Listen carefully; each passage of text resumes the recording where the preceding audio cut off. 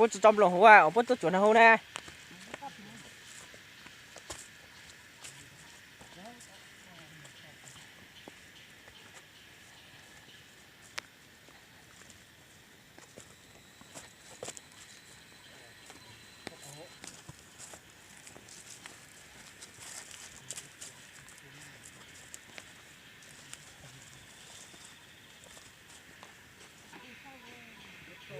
sang tôi đi. Còn ăn hút tới cái hố. Còn hút còn hút à để chi hố. Là tại saoอยากcái tán làm nữa nè. Mua nó làm nữa. Cái sẽ nó bắt tới mà. Còn nhà nó mà hắn lên đánh trứng rồi chuẩn bị tới đâu. Phải lấy à.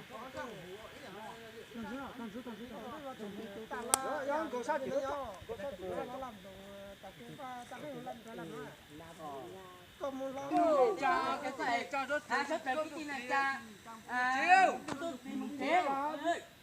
chiêu gì cho ăn con tụi xuất về một phía cá mỏ của nhà tôi nhà nhiều phía đó bắt lại có lệ không út pila ra tika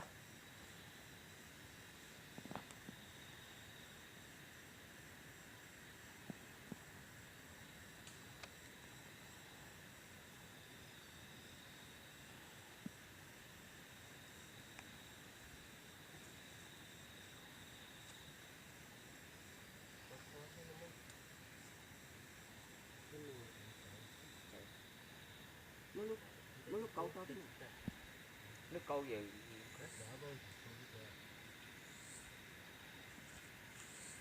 ok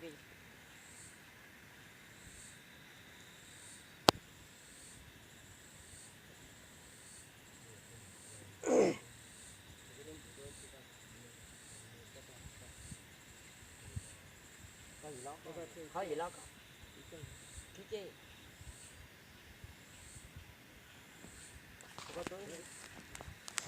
mỗi lúc câu tay luôn cho đến là sao mỗi lúc câu để cho tới khó là tí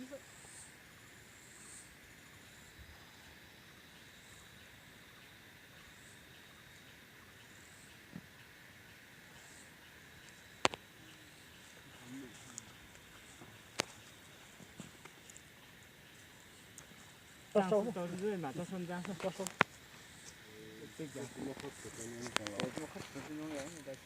khu để khỏi được cái món này chưa thấy chưa bây giờ trong sinh của chơi không chụp phối này đó thế là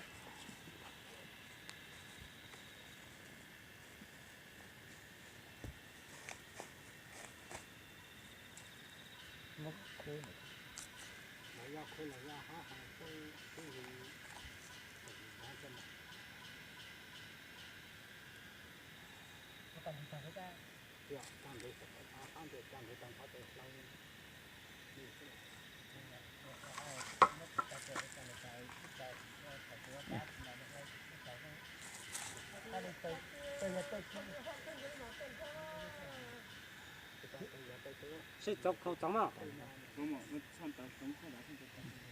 Đó là có sống rồi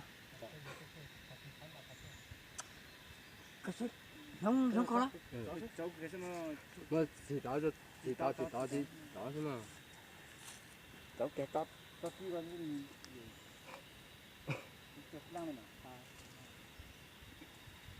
có ốc thì cái tư dài dài